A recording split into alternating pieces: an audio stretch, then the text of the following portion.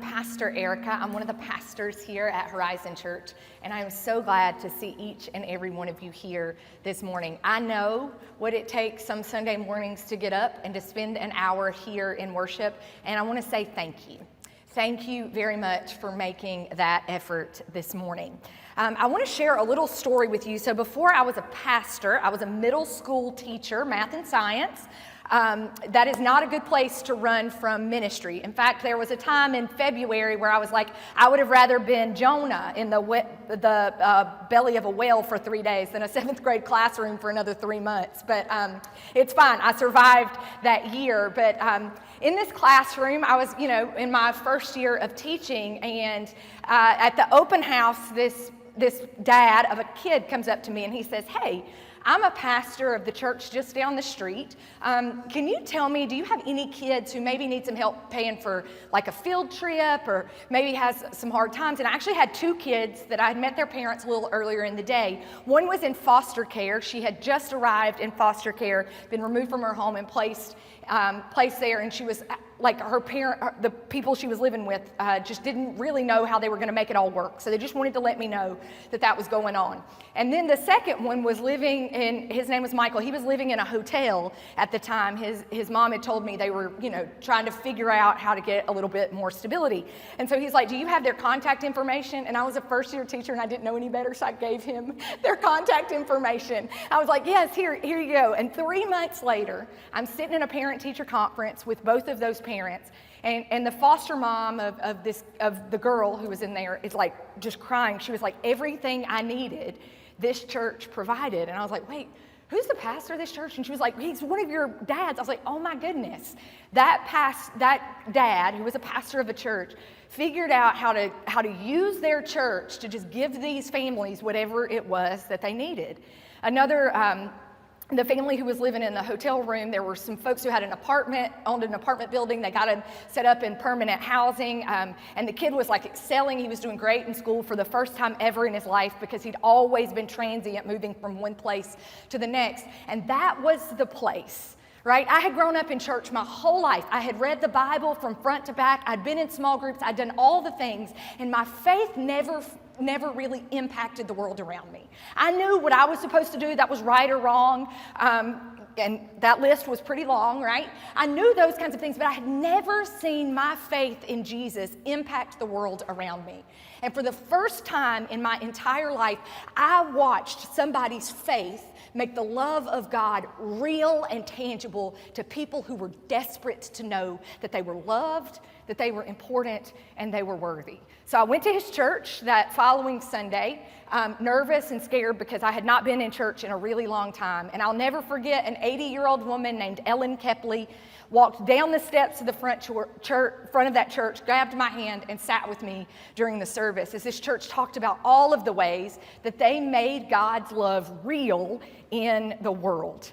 I saw Jesus's compassion just come alive. I saw how faith and community and love are all central to actually living as disciples of Christ. People who follow Jesus make the love of God real every single day in the lives of other people. And so it is with that lens, with that life experience that I read to you Mark chapter 10, verses 46 through 52. Then they came to Jericho. So it was Jesus and his disciples, 12 guys that were following him around. They had come to a town called Jericho.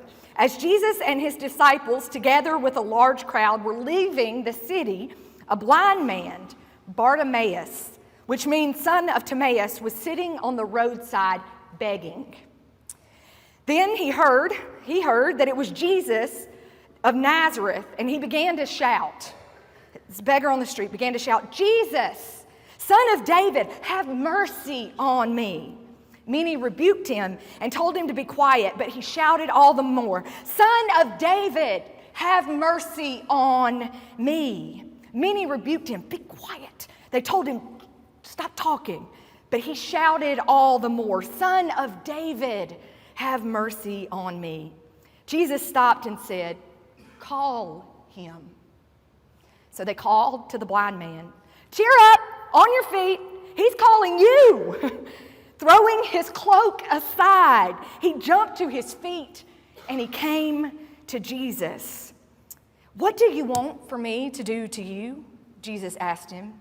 And the blind man looked Jesus in the face and he said, "Rabbi, I want to see." "Go," said Jesus. "Your faith has healed you." Immediately, he received his sight and followed Jesus along the road.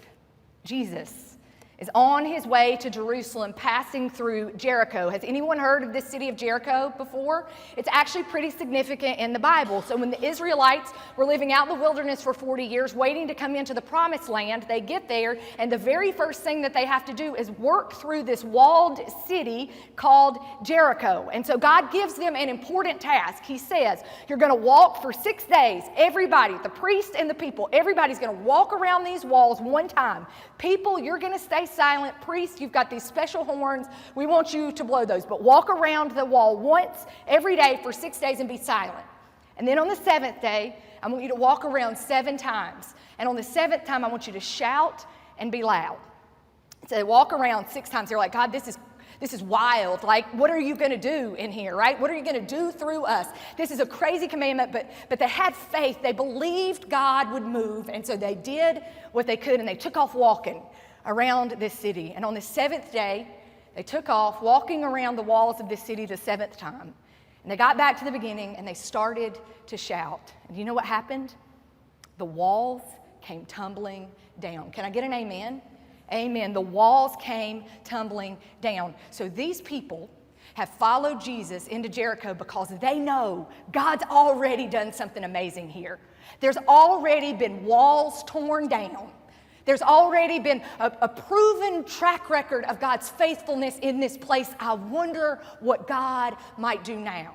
Now, I need to ask you a question this morning. Is that how you got up and headed to worship this morning? Did you expect God to continue to be a faithful God in this place this morning?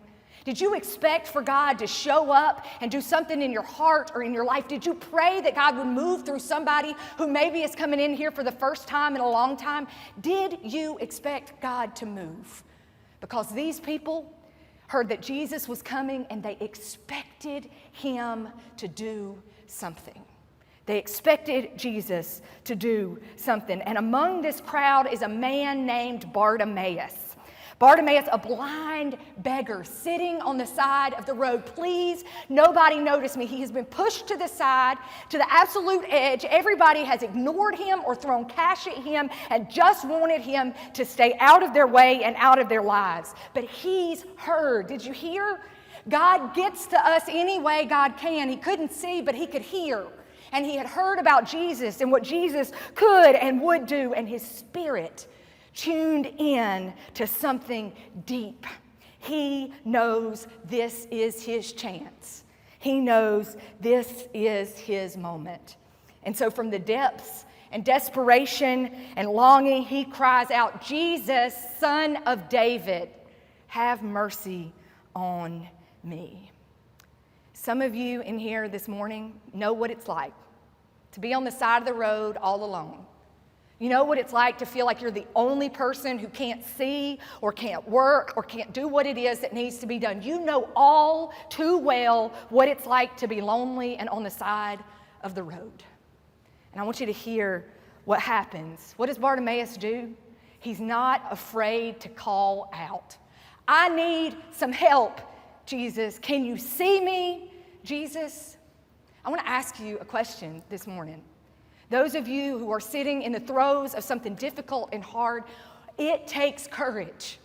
This guy has no idea if Jesus is going to keep walking and ignore him. He just has a little inkling of hope that something could be different in his life because Jesus, the Son of God, was there. And so he says, Jesus, Son of David, have mercy on me. And Jesus saw him. Jesus heard him. You need to find your people. Don't be afraid to call out. I can't tell you how many coffees I've had at Kawa or Buddy Brew or at my living room, and people look at me and they're like, you don't understand. I'm suffering from this addiction. I've experienced this depression and anxiety. I don't know what I'm going to do with my finances. I have no idea where my career is headed. You don't understand, Erica. And I'm like, I met with 70 people who say the exact same thing you do. You're doing the right thing. You're calling out. You're saying, God, there's got to be some way that's different. God doesn't want you alone. That's why this story is included in this Bible. Because we see Bartimaeus call out to Jesus. Find your people. Don't be afraid to call out. Don't be afraid to say, I'm hurting. I'm lonely. I'm hungry. I want to flourish. I'm tired of living life like this. Bartimaeus was unafraid to call out to Jesus. In our lives, finding our people means that we can't live in fear of reaching out for somebody else. Maybe it's in your small group or in this church community or our family or our neighbors. Look around. Sometimes, like Bartimaeus, you need to cry out, not because you're weak, not because you're special, not because no one in the world loves you or doesn't think you're capable of anything, but you need to call out because you believe something greater is actually possible. Who can you call out to? Because the truth is that if I ask some of you, who are you calling out to? In your time of need, in your struggle, are you reaching out to those who point you toward Jesus? Are you building a relationship with people who strengthen your faith in the one that is greater than anything we could ever experience? And Bartimaeus didn't let the voices of doubt or rejection stop him. When the crowd told him, be quiet, don't say that, he shouted even louder. When we are trying to find our people, we are going to sometimes have to push through the noise, through the distractions, and even the negativity that says, be quiet, stay silent. But Bartimaeus knew what he needed. He needed Jesus, and that conviction called him to yell out even louder. Now, I want you to also hear what happens. We see a shift in the crowd's attitude after Bartimaeus says, Jesus, have mercy on me. At first, they try to silence Bartimaeus, right? Shh, don't mess with Jesus. Don't do that. But when Jesus responds, the crowd changes its tune. Don't be afraid. Come on. Hey, Jesus is calling for you. Here's the second most important part of this. Love your neighbor by being someone who calls others forward. Let Jesus transform you. And quit being the person that says, shh, don't share that. Stop talking right now. This isn't the time to share that. And start being the person who says, go. Jesus is calling you. Jesus has something powerful and amazing for you. Get up. Go spend time with Jesus. Cheer up. God is up to something. The crowd saw Jesus stop for Bartimaeus. And when Jesus showed interest in the blind man, suddenly the crowd turned from critics to encouragers. What does it take for you to turn from a critic to an encourager? They became the messengers of good news. They told Bartimaeus, don't be afraid. He's calling to you. Jesus wants you free. Jesus wants you fed. Jesus wants you to flourish. As followers of Christ, we are called to be a voice of encouragement. We are called to be a voice of encouragement for others. How often do you find yourselves dismissing or overlooking those in need? Maybe we're part of the crowd telling someone, shh, stay quiet, whether by ignoring their pain or by not responding to their need for love and support. But when Jesus stops, he calls someone forward. We need to be the ones who say, come. He's calling for you. Who in your life needs that call today? Maybe it's someone on your block who's struggling with loneliness, a friend dealing with a difficult season. When Jesus calls them forward, he's inviting us to be a part of that process of encouraging and loving them as people that are worthy. Faith transforms this man, and love leads to healing. The final part of this story is where the true transformation happens, right? Jesus asked Bartimaeus, "What do you want me to do for you?" Jesus asks him that, and Bartimaeus boldly and courageously says, "I want to see." Bartimaeus had the faith to ask for something that felt impossible, the ability to see. And because of that faith, Jesus said, "Your eyes are healed because of your faith." Immediately, Bartimaeus could see, and he chose to follow Jesus down the road. There's something beautiful in this exchange. It wasn't just the physical healing of Bartimaeus' eyes, but the healing of his heart, his spirit, and his place in the community. Before, when Jesus arrived, Bartimaeus was on the side of the road, pushed to the edge of the street, unseen, unnoticed, feeling unworthy and unloved, just begging for anything anybody had that was extra. And then when Bartimaeus cried out, Jesus didn't just give him sight, he gave him a place in a community. Bartimaeus found himself, did you hear how this story ends? He's walking down the road with Jesus and his disciples, with his people again. Because Jesus didn't just heal his sight, he gave him a place in community. Friends, in this story, we are both Bartimaeus and we are the crowd. There are moments where we need to cry out for help, and there are moments when we need to be the ones calling others forward. Find your people.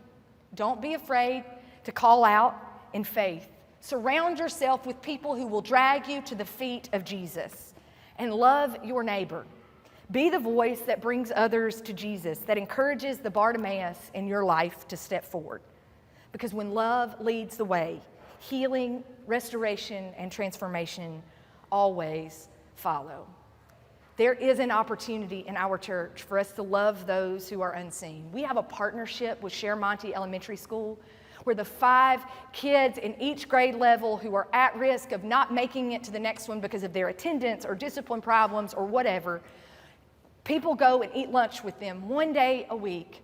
They sit down and the kids eat their lunch, and we begin to notice that we are feeding them more than food in that lunchtime. We're providing mentors and love and support. The principal told me last year that some of the kids went from having a terrible attendance record to a better one because they knew that if they showed up on Wednesday, their lunch buddy was going to be there to support and love and care for them.